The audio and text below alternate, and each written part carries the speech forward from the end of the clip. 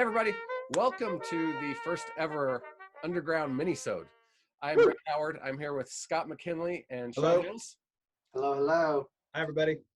So what these minisodes are going to be, we've been talking over the past few weeks about there's a big gap between episode to episode of the full Underground shows where we're releasing them each month. And we wanted to stay more connected than that. And so the idea that we came up with was to do these minisodes where we can talk about topics that we can really delve into topics that we discuss in the full episodes or that relate to those things that we talk about in the full episodes. But this gives us maybe 15 minutes or so to delve into certain things a little bit more and talk about a few things that relate. So that's kind of the idea.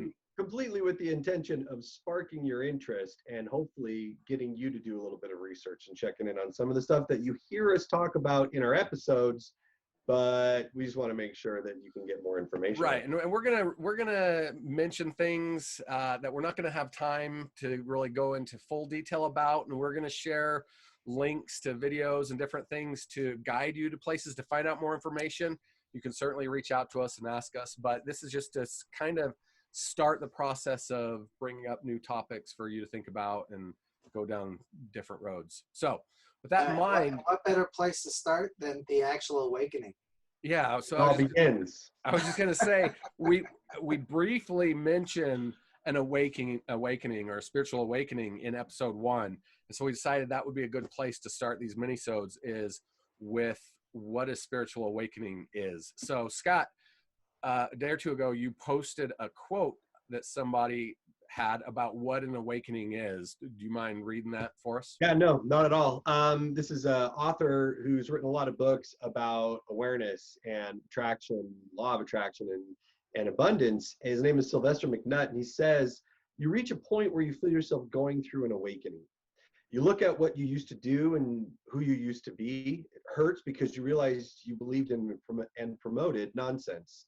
You grow, you evolve, and you stop because you no longer operate at that frequency. As a result, there's a certain people that you have to walk away from. As a result, you start to realize just how messed up the world is. You want to help. You want to heal. You want to make it a better world. This is how you know you're awakening a higher level of consciousness.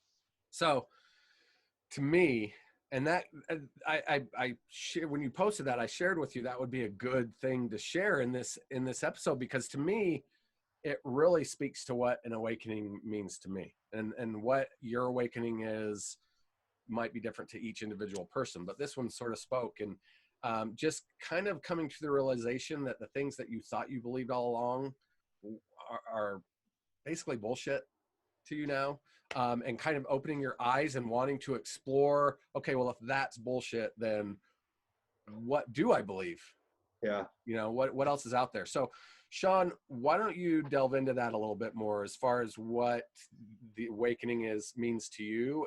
Certainly, because, when you talk about awakening, one of the things that, at least for me, I always thought about awakening from, my early adulthood, let's say. I looked at awakening as I just thought I had the truth in my own religious, understanding and my own religious belief. But why did you think you had the truth? Well, because that's what we'd always been told. Right. Congratulations, you're lucky. You've got the truth, right? Getting back to the whole awakening. Well, what does awakening mean? And if I were to sum awakening up in just a very brief definition, awakening is really a massive shift in your own consciousness. And I say your own consciousness, right? Right. Because what I feel, especially today, you look at the circumstances by which, we're kind of catapulted into today. I mean, we're all at home. Look at us right now. We're not sitting around the table, but people are starting to finally question why, right?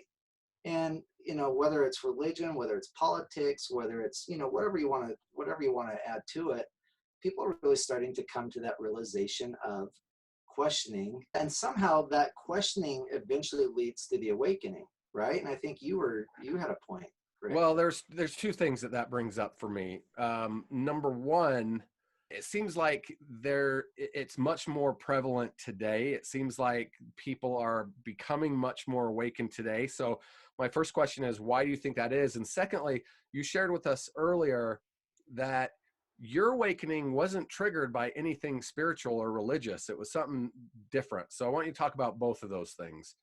Yeah, and really it kind of goes back, at least for me, my pivot point was that moment when our lives changed here in America, going back to 9/11. And because of the questioning, eventually, a few years later, eventually allowed me, I guess, the courage, right, to start questioning my own beliefs. It was Because just a what little chink, that just a crack in that armor. Yeah, precisely. And so, as I have evolved, my evolving, and I'll get more into detail in this when I get my own story, but really the last 18 months has been really that kind of moment in my life where beliefs have changed. I've gone 180 compared to where, I was just. Sean really has gone 180. He spun around a couple of times. And we've landed in a comfortable place, but we're going to get to Sean's story, and you'll see the man knows what he's talking about. And sometimes I forget what way's up, but that just kind of goes to the world that we live in today, right? I mean, up is now down and down is now up, and solid is, all of that fun stuff. So, but yeah, my thing is, really kind of exploded over the last 18 months, and really the why real quick, why do you think that is? Do you think it's anything specific, or is just coincidence that it's been the last 18 months?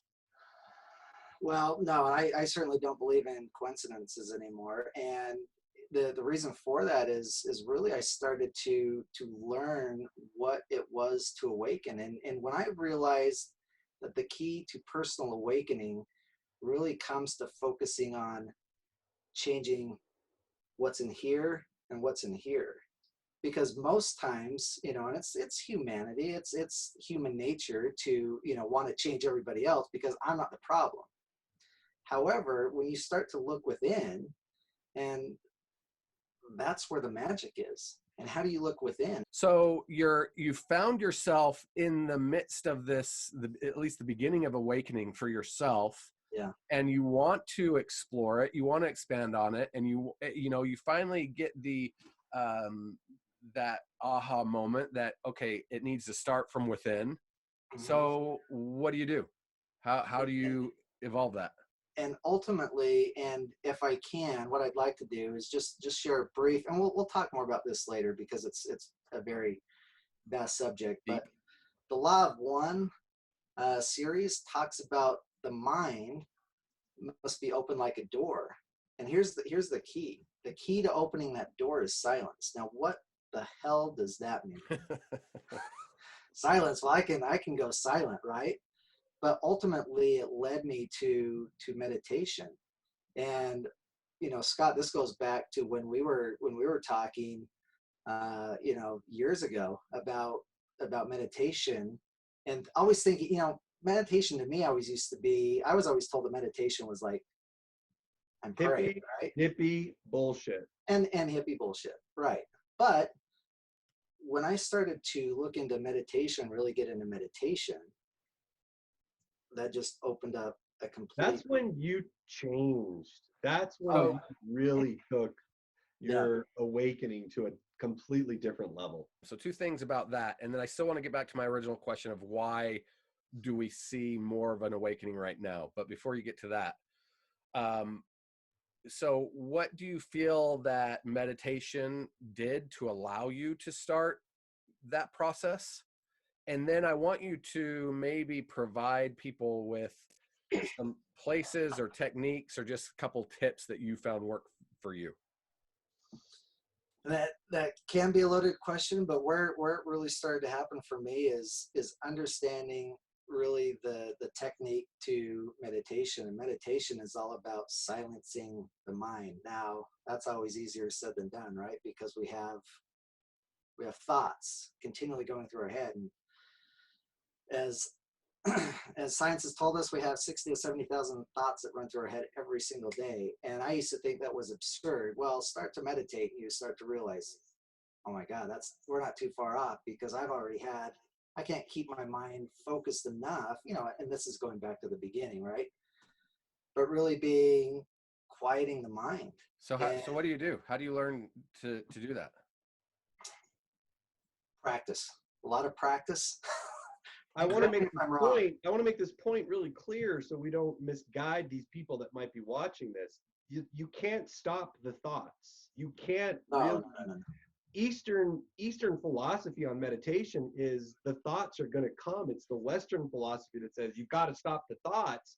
It's just training yourself to allow the thought to be and just to not attach yourself to the thought.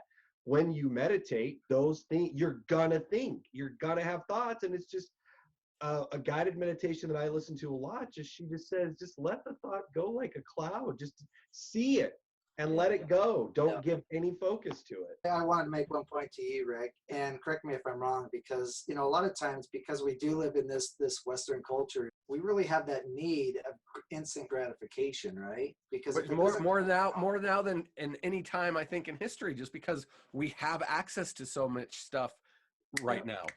And it makes us ADD, and I'm already ADD, and trying to corral your thoughts are like rounding up cats. So I want to end off with maybe a couple places that you recommend that people can go to start maybe the process of meditation. I mean, there's many different tools out there that we can turn to. YouTube, for me, when I first started to really get into meditation, was a big help. But then there's apps that you can get on your phone. One of the apps that I personally use is called Insight Timer.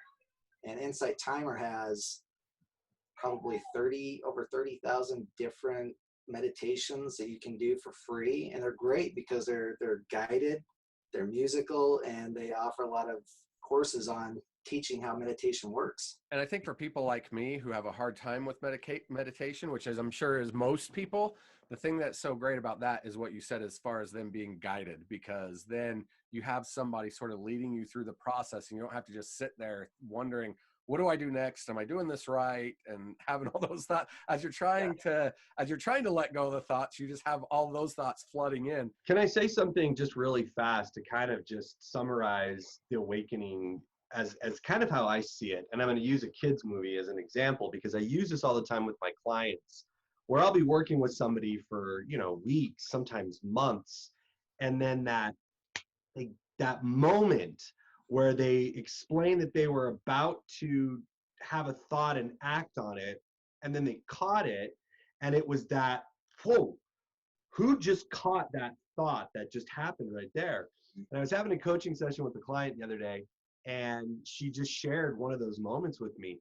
And my response to her was, Bangarang, Peter. Like, boom, that shift that took place in Peter Pan's mind. He had been told all these things, and he'd grown up, and he'd kind of lost that connection with who he really was. And in that moment, he got it. And that's the type of thing that we're talking about with an awakening. Sometimes it's just a moment. Sometimes it's just a little thought, or for Sean, it was a big thing. It was something that caused him to question. And for a lot of people, it just takes that little bit of you realizing, well, what's going on here? What did I just catch myself thinking or saying out loud? So that's how I relate it. All right. So hopefully you've gotten a little insight about spiritual awakenings. Maybe some of you can relate to the things that we've talked about. Others, it's kind of opening your eyes to what spiritual awakening is, and different aspects of it and things you can do to start exploring that road for yourself. So we're going to be back doing these minisodes in between the full episode, so every other week, and we're just going to pick different topics. So we'll see you after episode 2 with our next underground minisode. But until then, for Scott, Sean, and myself, look forward to seeing you next time. Thanks for watching, everybody. Talk to you soon. For more information or questions regarding the underground or any of the topics we discuss, email us at wearetheunderground3@gmail.com, or you can message us on Facebook or YouTube by searching We Are the Underground 3.